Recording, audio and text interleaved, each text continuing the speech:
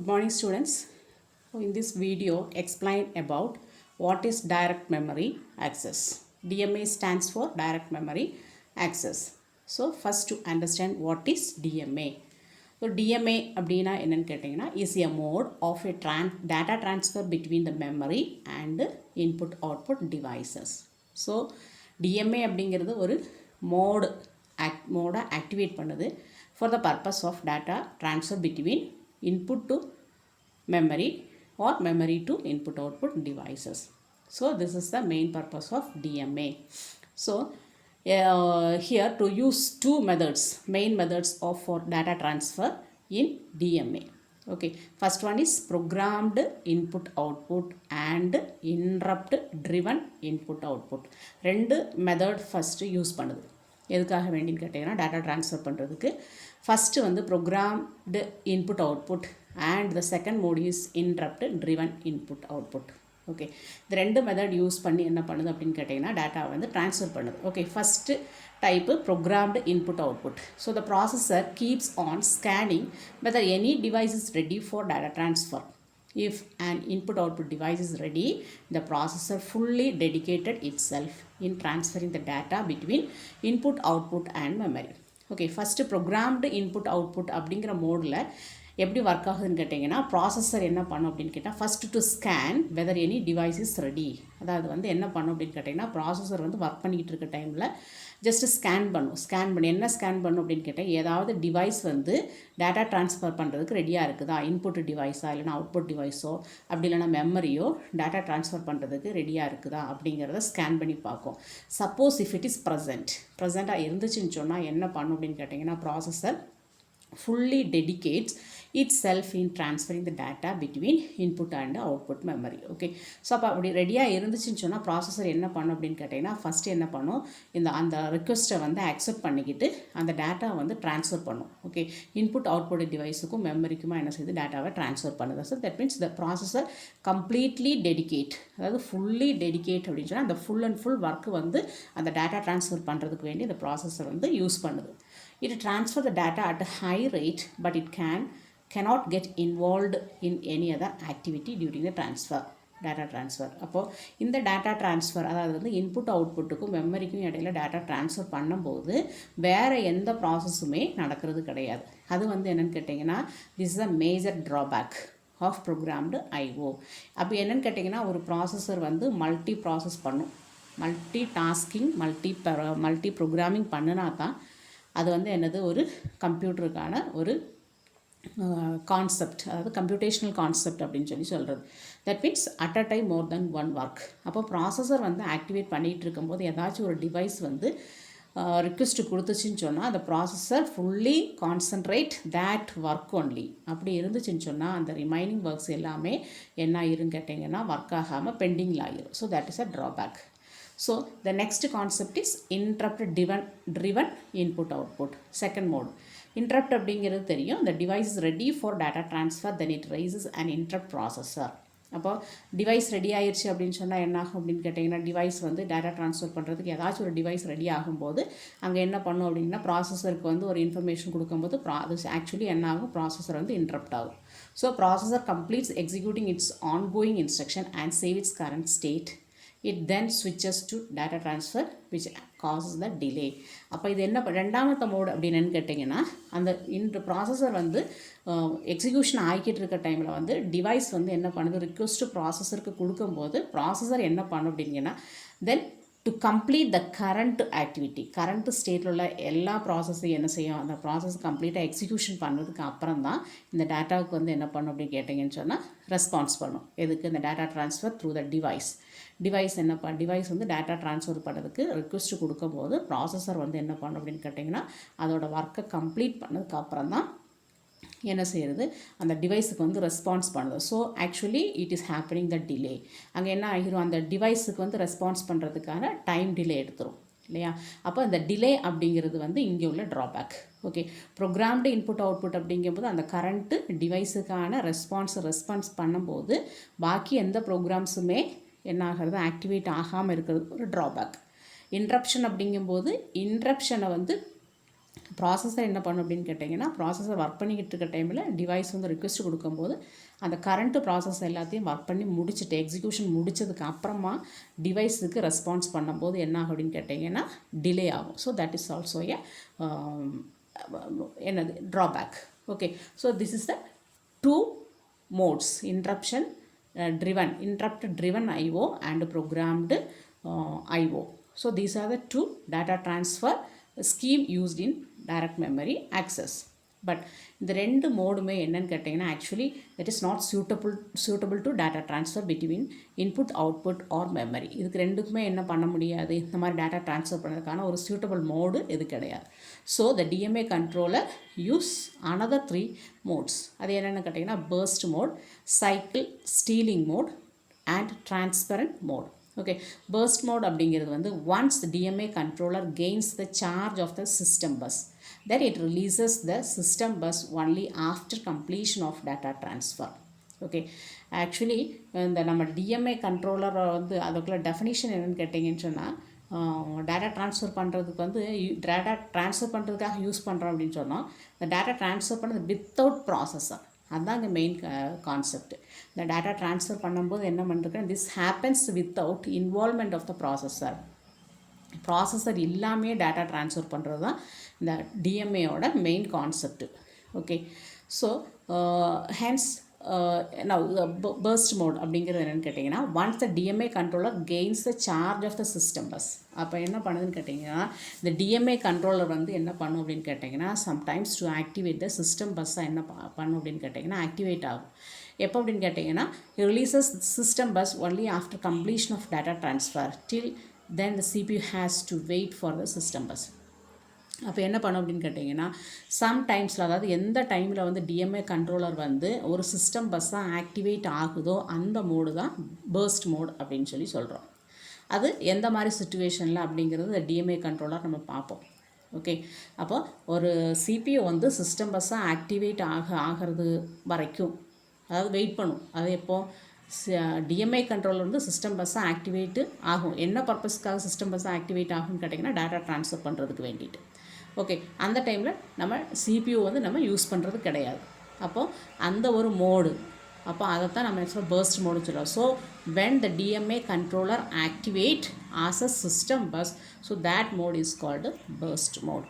Okay, the second one is cycle stealing mode. So in this mode, DMA controller forces the CPU to stop its operation and relinquishes the control over the bus for a short term to DMA controller. அப்போது second concept cycle stealing அப்படிங்கும்போது என்னென்னு கேட்டிங்கன்னா TMI controller என்ன பண்ணுது அப்படின்னு கேட்டிங்கன்னா CPU வந்து force பண்ணுது. எதுக்காக வேண்டி, அதோட ஆப்ரேஷன் எல்லாமே ஸ்டாப் பண்ணிவிட்டு என்ன பண்ணணும், relinquish the control over the bus for short term to DMA controller. அதோட எல்லா ஒர்க்குகளையும் நிறுத்திட்டு என்ன பண்ணணும் அப்படின்னு கேட்டிங்கன்னா டிஎம்ஏ கண்ட்ரோலருக்கு வந்து நமக்கு என்ன பண்ணணும், அந்த டிஎம்ஏ கண்ட்ரோலர் வந்து இந்த டேட்டா ட்ரான்ஸ்ஃபர் பண்ணுறதுக்கு வேண்டி சப்போர்ட் பண்ணுறதுக்கு வேண்டி CPU என்ன பண்ணணும் அப்படின்னு கேட்டிங்கன்னா கம்ப்ளீட் ஒர்க்கை வந்து நிறுத்திட்டு சிஸ்டம் பஸ்ஸாக இது சைக்கிள் ஸ்டீலிங் மோடு வந்து அந்த டிஎம்ஏ கண்ட்ரோலர் வந்து ஆக்டிவேட் ஆகணும். So after transfer the every bite the DMA control releases the bus and then again request for the system bus. In this way DMA controller steals the clock cycle for transferring every byte. Okay, அப்போ என்ன stealing mode அப்படின்னா என்ன, stealing அப்படின்னு சொன்னால் கொள்ளையடிக்கிறதுன்னு அர்த்தம். இப்போ இங்கே என்ன கொள்ளையடிக்குது அப்படின்னு கேட்டிங்கன்னா clock cycle for the purpose of data transfer. ஒவ்வொரு பைட்டையும் ட்ரான்ஸ்ஃபர் பண்ணும்போது என்ன பண்ணணும், to need some time for transfer the data from input output to memory or memory to input output. அப்போ அந்த கிளாக், அந்த பைட்ஸ் ஆஃப் இன்ஃபர்மேஷனை வந்து ட்ரான்ஸ்ஃபர் பண்ணுறதுக்கு நமக்கு என்ன வேணும் அப்படின்னு கேட்டால் கிளாக் சைக்கிள்ஸ் வேணும். அப்போ கிளாக் சைக்கிள்ஸை வந்து நம்ம என்னது ஸ்டீலிங் பண்ணுது. என்ன எப்போ அப்படிங்கும்போது இந்த டிஎம்ஏ கண்ட்ரோலர் வந்து என்ன பண்ணுது, டேட்டாவை ட்ரான்ஸ்ஃபர் பண்ணுறதுக்கு யூஸ் பண்ணுது. எப்போ சிஸ்டம் பஸ்ஸாக ஆக்டிவேட் ஆகும் அந்த டைமில் அந்த கிளாக் சைக்கிள் தேவையான time, okay, need time to transfer the data from input output to memory or memory to input அவுட்புட்டுக்கு தேவையான டைமை வந்து ஸ்டீல் பண்ணுறதுனால தான் அது ஸ்டீலிங் mode அப்படின்னு சொல்கிறோம், cycle stealing mode. Then transparent mode, DMA controller takes the charge of system bus only if the processor does not require the system bus. Okay, transparent modeனா என்னன்னு கேட்டிங்கன்னா ஜஸ்ட் ஒரு டிரான்ஸ்பரண்ட். எப்போ அந்த டிஎம்ஏ கண்ட்ரோலர் வந்து system பஸ்ஸை activate ஆகும்போது அது வந்து என்னென்னு சொல்கிறோம் சொன்னால் டிரான்ஸ்பரண்ட் மோட் அப்படின்னு சொல்கிறோம். ஏன்னு கேட்டிங்கன்னா எப்போவுமே ப்ராசஸர் தான் சிஸ்டம் பஸ் அப்படின்னு சொல்லுவோம். ப்ராசஸரில் தான் என்ன சிஸ்டம் பஸ் அப்படிங்கும்போது டேட்டா பஸ்ஸு, கண்ட்ரோல் பஸ்ஸு அப்படிங்கிற எல்லா பஸ்ஸஸ், அட்ரஸ் பஸ் எல்லாமே இருக்குது இல்லையா.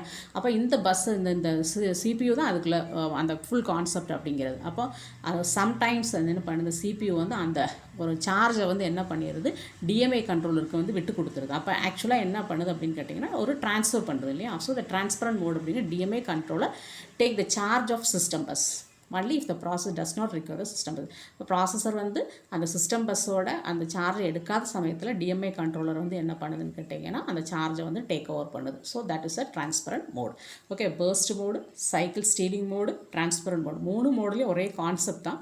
பர்ஸ்ட் மோடு அப்படிங்கும்போது டிஎம்ஏ கண்ட்ரோலர் வந்து சிஸ்டம் பஸ்ஸோட சார்ஜை டேக் ஓவர் பண்ணுறது burst mode. Okay, cycle stealing mode அப்படிங்கும்போது என்னது, அந்த சிஸ்டம் பஸ்ஸோட சார்ஜை ஏற்றெடுக்கும் போது டேட்டா ட்ரான்ஸ்ஃபர் எப்படி பண்ணுதுன்னு கேட்டிங்கன்னா பைட் வைஸ் ஆகிட்டு ஒரு பைட் பை பைட்டாக இன்ஃபர்மேஷன் தான் ட்ரான்ஸ்ஃபர் பண்ணும்போது need to time take to complete the execution of ட்ரான்ஸ்ஃபரிங் இல்லையா. அப்போ அந்த டைம் தான் என்னது, அந்த டைமை வந்து என்ன செய்யுது, நம்ம ப்ராசஸர்லேருந்து ஸ்டீல் பண்ணுறதுனால தான் அது சைக்கிள் ஸ்டீலிங் மோட்.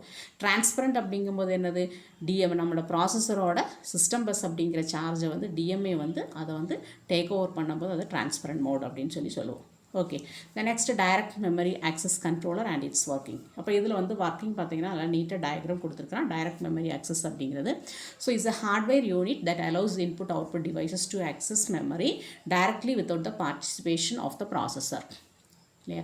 ஸோ ஒரு என்னது ஹார்ட்வேர் யூனிட் அப்படிங்கிறது, டிஎம்ஏ கண்ட்ரோலர் அப்படிங்கிறது என்னென்னு கேட்டிங்கன்னா இஸ் ஹார்ட்வேர் யூனிட்டு. நம்ம மைக்ரோ ப்ராசஸரும் ஹார்ட்வேர் தான் இல்லையா. அப்போ டிஎம்ஏ கண்ட்ரோலர் அப்படிங்கும்போது ஒரு ஹார்ட்வேர் யூனிட்.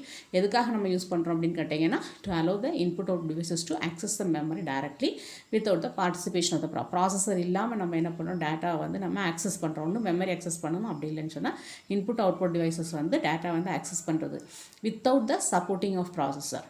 அதுதான் இந்த டைரக்ட் மெமரி கண்ட்ரோலர் அப்படிங்கிறது. இந்த டயக்ராம் பார்த்தீங்கனாலே உங்களுக்கு நல்லா தெரியும். இப்போ டயக்ராத்தை நம்ம okay, 1 second.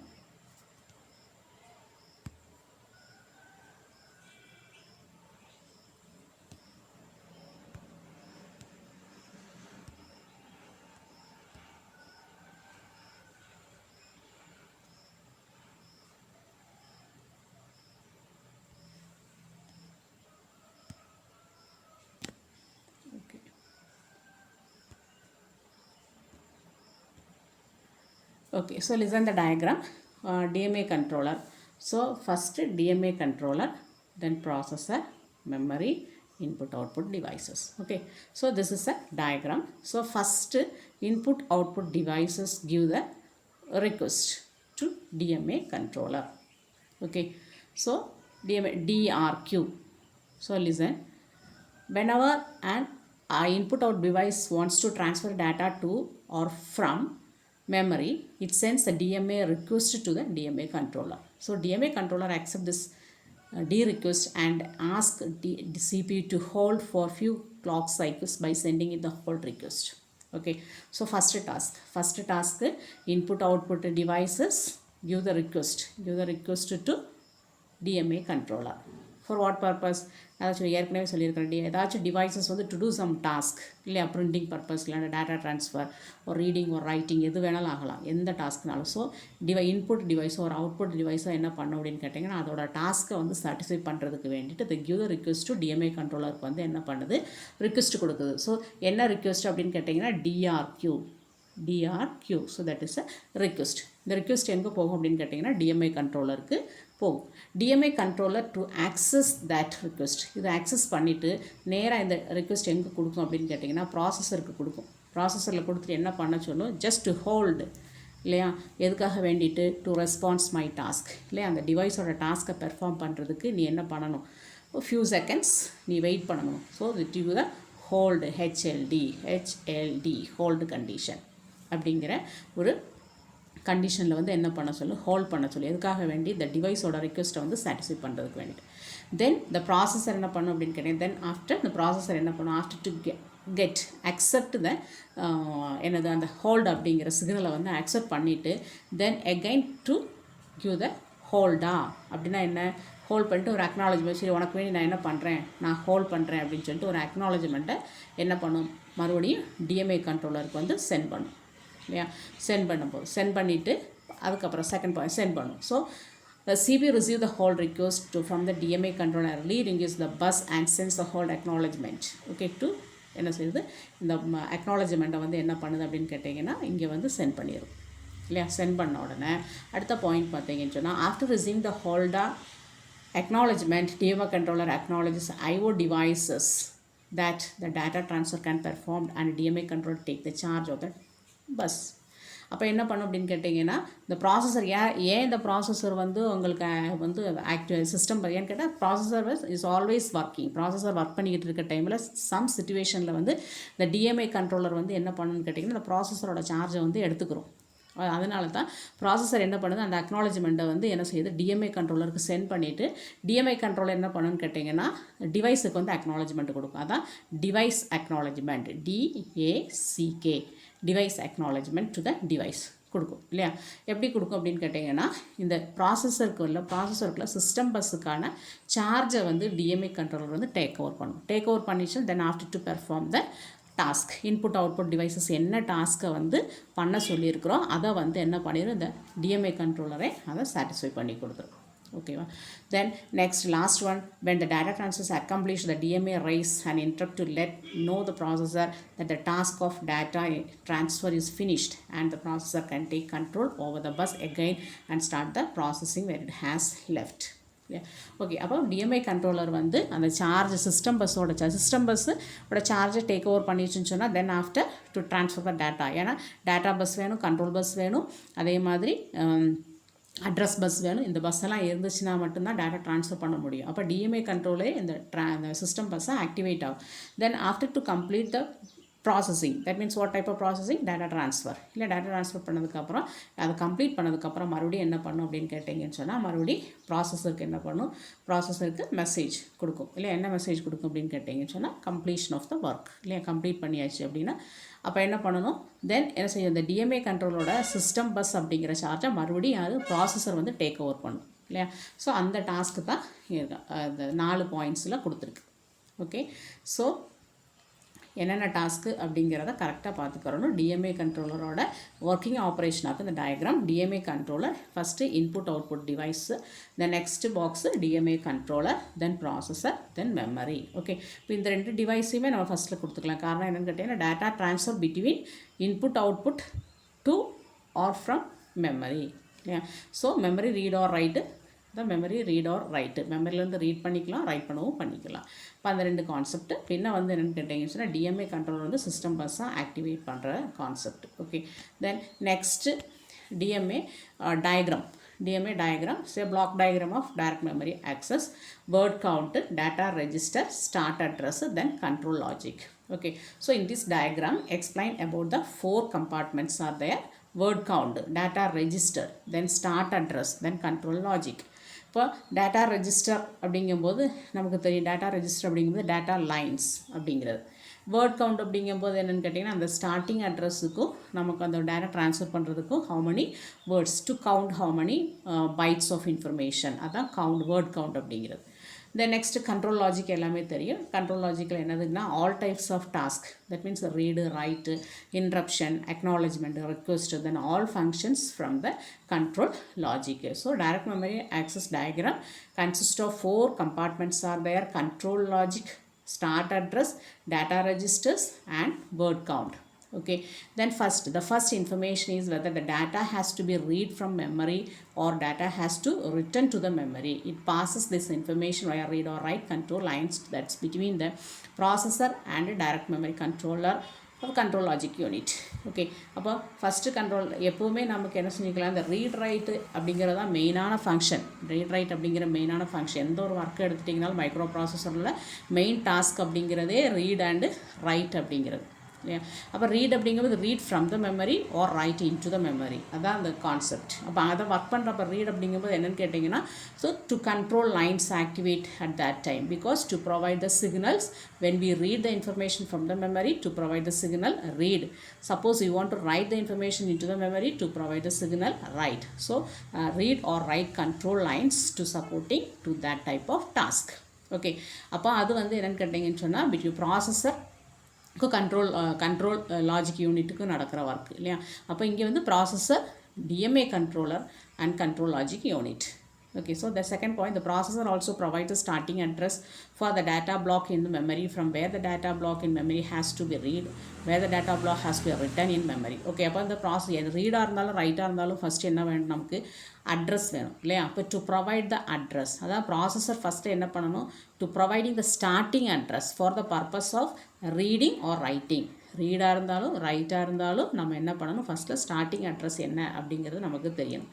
Okay, so DMA controller stores this is address register. It is also called starting address register. அப்போ DMA controller என்ன பண்ண அப்படின்னு கேட்டிங்கன்னா, இந்த அட்ரஸ் எல்லாமே என்னோட அதோட அட்ரஸ் ரெஜிஸ்டரில் வந்து ஸ்டோர் பண்ணி வச்சுருக்கோம். அதை தான் நம்ம ஸ்டார்டிங் அட்ரஸ் ரெஜிஸ்டர் அப்படிங்கிறது. And third point, the processor also sends the word count, how many words to be read or written. Word countனு சொன்னாலே உங்களுக்கு என்ன செஞ்சுக்கலாம், அதை பற்றி நீங்கள் யோசிக்க வேண்டிய அவசியமே இல்லை. How many words இல்லைனா how many bytes of information used to read or written. So it store the information data count or word count register. Okay, then அந்த word counting அப்படிங்கிற இன்ஃபர்மேஷன்ஸ் எங்கே ஸ்டோர் ஆகிருக்கும் அப்படின்னு கேட்டிங்கன்னா, டேட்டா கவுண்ட்லேயோ வேர்ட் கவுண்ட்லேயோ ஸ்டோர் ஆகிருக்கும். Okay, then the most important address input output device wants to read or written this information stored in the data register. Okay, அப்போ input அவுட்புட்டோட நமக்கு address அப்படிங்கிறது எங்கே ஸ்டோர் ஆகிருக்கும் அப்படின்னு கேட்டிங்கன்னா, எங்கள் டேட்டா ரெஜிஸ்டரில் ஸ்டோர் ஆகிருக்கும். ஸோ இதுதான் main purpose of direct memory access அப்படிங்கிறது. இது ரொம்ப இம்பார்ட்டண்ட்டானது. டைரக்ட் டிஎம்ஏ அப்படின்னு கேட்டால், டைரக்ட் மெமரி ஆக்சஸ் அப்படின்னு கேட்டாலே இதுதான் டைரக்ட் மெமரி ஆக்சஸ் அப்படிங்கிற கான்செப்ட், அதுக்குள்ள ஆன்சர். Okay, thank you.